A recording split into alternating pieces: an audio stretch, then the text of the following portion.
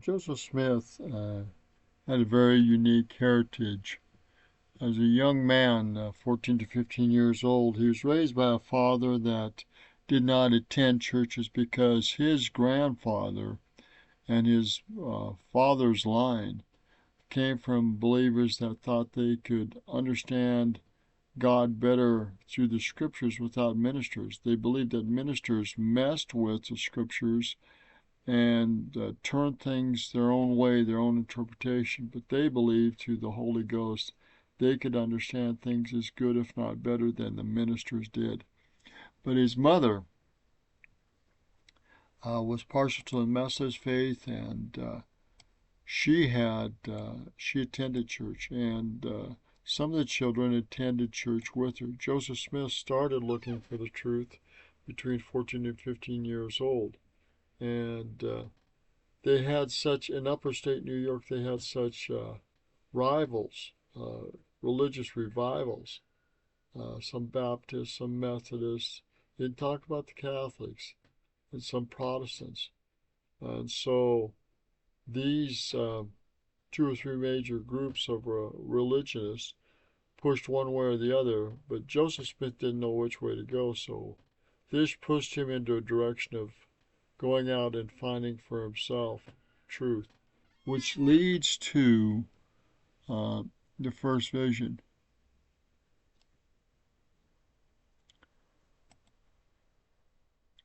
And this first vision is what changes his life. In the first vision, he saw the Father and Son, and they told him not to join any church. He later married Emma and started the work of the restoration. But let's go to the first vision here. Now remember, with this, Joseph Smith had challenges with this like anybody did. What was true, what wasn't true. So he went out into his woods near his home to pray. And spring day, young man, 14, 15 years old.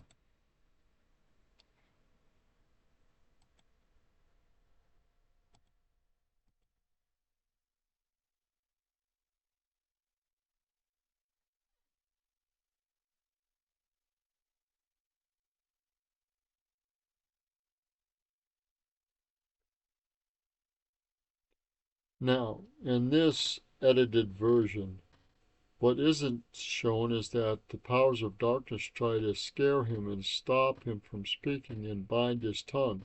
And he thought he was going to be destroyed. This is Lucifer and the power of Lucifer trying to stop this. Why the opposition? Because Lucifer knew Joseph Smith in the pre-earthly life and knew that he was chosen to work with Heavenly Father, Jesus Christ, and be the prophet of the restoration. So that's why he was physically trying to be stopped. But that light from above him broke away the darkness, and Christ talked to him. So did Heavenly Father. Heavenly Father talked to him first, and Jesus Christ talked to him second. Another historian says that Jesus Christ touched his eyes and had him become a true seer, and I believe that is accurate. But he saw Heavenly Father and Jesus Christ as two separate beings, and this changed everything. He was told not to join any of the churches, which he didn't.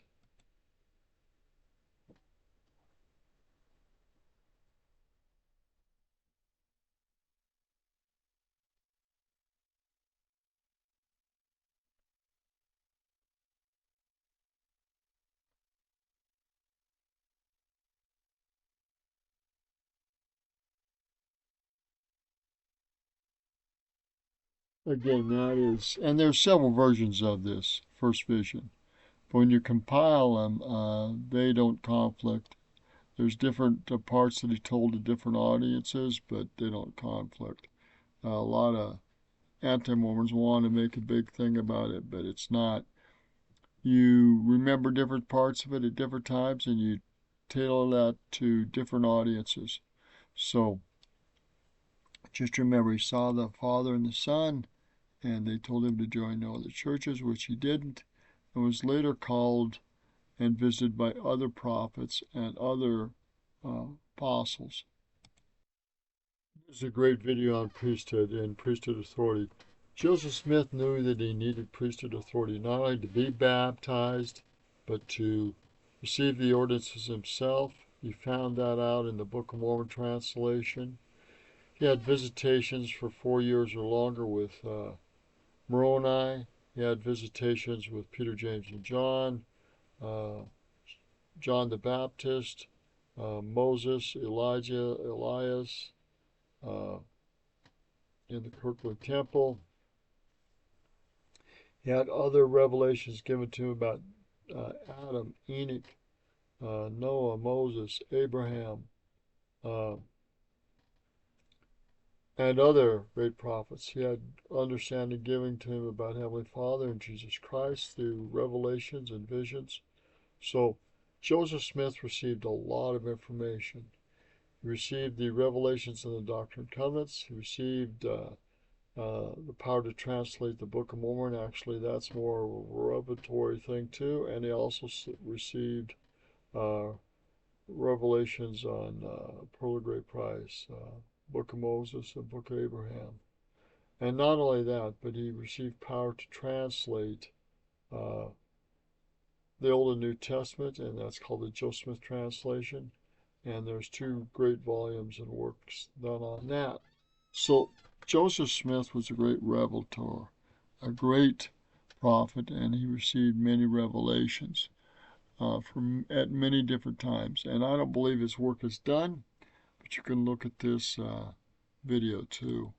So what's this got to do with the restoration? All these things are part of the restoration.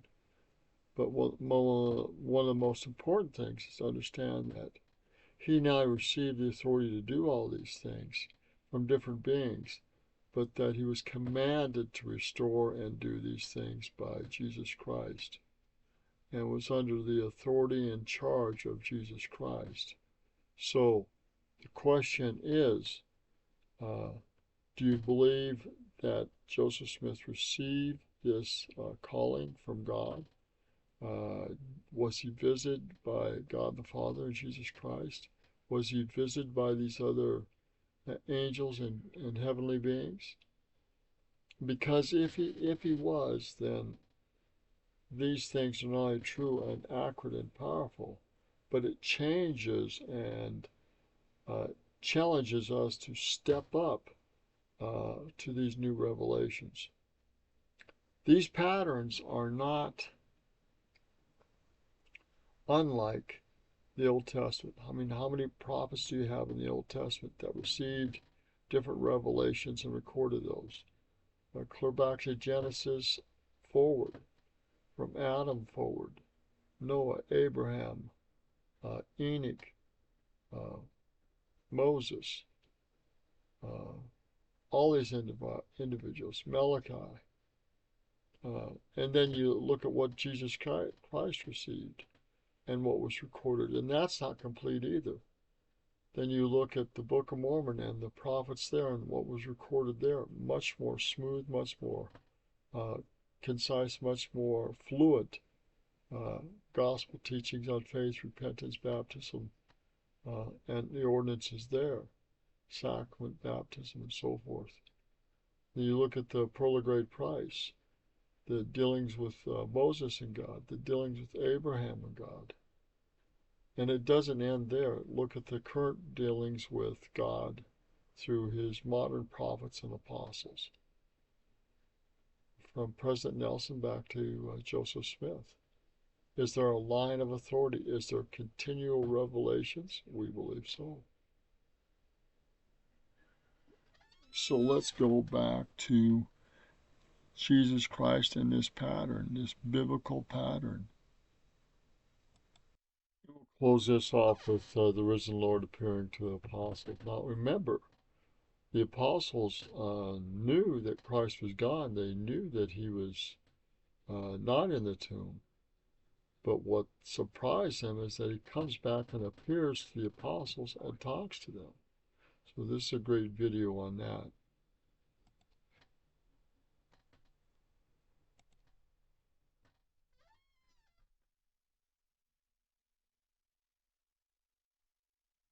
They're frightened, but they listen.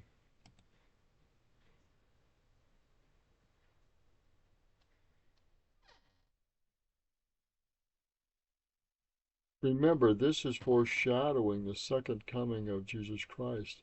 After all the great and uh, challenging things that will happen to this earth, remember, Christ will come and appear to the whole world and will change us, change the world, get rid of the wicked people that are slowing things down, and he'll rule and reign for 1,000 years.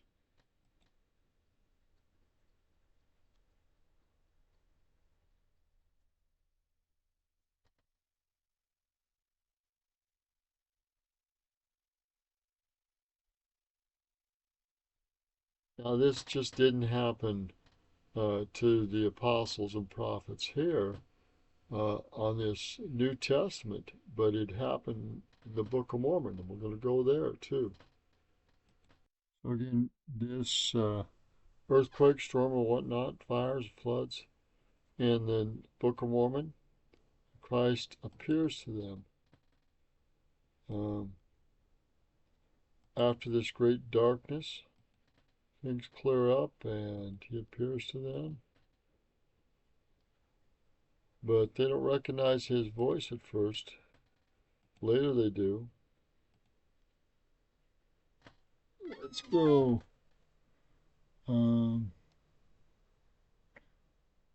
He comes down and appears to him right here.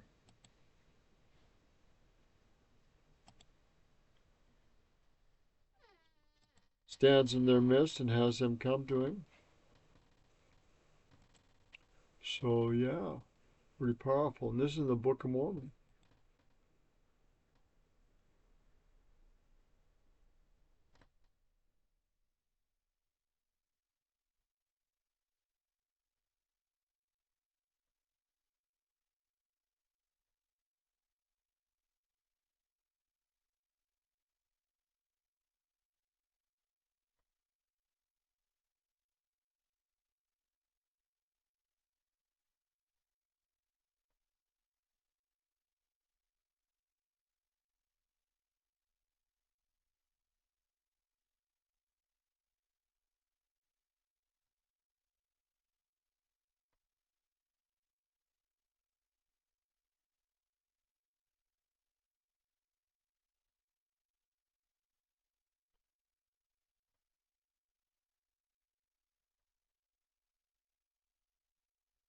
So there's a great video on that after the destruction of the Book of Mormon. So Christ is central to all of these things. The appearances in the New Testament, in the Book of Mormon, the appearance of Joseph Smith, uh, the restoration and bringing the restoration about through other uh, beings and angels, working with Joseph Smith, working with Moroni, working with the translations and the priesthood callings and the priesthood keys and the ordinances and the revelations. Christ is key to all of this. And so, do you have a testimony about Jesus Christ? But just as important, do you have a testimony about Joseph Smith and the restoration? No one can get that testimony for you. You have to get it for yourself. And you have to go to God, the Father, to get it. You have to do some scripture study and prayer and fasting and some mental work, some spiritual work to get this understanding. It's not just not given to you without working for it, without asking for it, without acquiring it. The spiritual work must be done for you to acquire a testimony of the restoration. There is no other way. We'll give you this link here too in this video. There's so much more to all this. But to have faith in Jesus Christ and faith in the restoration is key, because the Bible in and of itself has not united the people. The ministers have went 1,000 different directions with the Bible. But with the Book of Mormon and the Doctrine and Covenants and Joseph Smith, there's a clear vision and path in this restoration that includes the Bible, but also includes other revelations, other understanding, a better understanding of who Christ is, a better understanding of what the restoration is, and a better understanding of where we will need to go as a people to unite under Jesus Christ before he comes again in great power and glory. So these challenges lie before us. We live in the last days. I believe Christ will be here in less than, major events with Christ will happen in less than 10 years. And Christ will probably, I say probably, be back in 13 years or less in power and glory. We'll see. The time is hastening away. 10 to 13 years in earth time is not that long. So we're getting very close to Christ's second coming. And we do have modern apostles and prophets on the earth. They will help lead and guide us where we need to go. So will other heavenly beings, whether it be Enoch, Adam, Joseph Smith, Jesus Christ, the 144,000, the meeting at Adam on Diamond, etc., etc. New Jerusalem, things happening in Old Jerusalem. All these major events, all these major circumstances are going to be guided and directed by Jesus Christ until he physically comes back in great power and glory. He will come back several times and help accelerate these major events so that we are ready for his second coming in power and glory in Jerusalem. But he also will come to America several times and build a city here. He'll help with Adam on Diamond. He will help with 144,000. He'll help with the city of Enoch. We'll get help with the tribes from the north. In America, all these things are American events. Some of these events, the war in Israel, Christ coming down and stopping that war, the two witnesses in Israel. So pay attention to Israel and America. The major events will happen. Some will happen worldwide, but major events will happen in America and in Jerusalem. Pay attention to America and Jerusalem and the major events happening in those two countries. I know that Christ lives. I know Joseph Smith was a prophet. I know these of myself because of the revelation I've received, because of studying and praying and fasting and work that I've done. God will reveal, if he will reveal these things to me and bear witness of these things to me, he will bear it to you. And take upon yourself the challenge to find out if Jesus is your Lord and Savior, if Joseph Smith is the prophet of the restoration, and find out if we have current apostles and prophets now leading us back to Christ. Because if you can find out these three things, that Jesus is your Lord and Savior, that Joseph Smith is the prophet of restoration, and we currently have living apostles and prophets, you'll have three incredible witnesses leading you back to Jesus Christ and the restoration and his second coming. I so testify of these things in the name of our Lord and Savior, even Jesus Christ, the great Jehovah. Find out for yourself, are these things true? And if they are, come into the fold and join us. And I say these things in the name of Jesus Christ. Amen.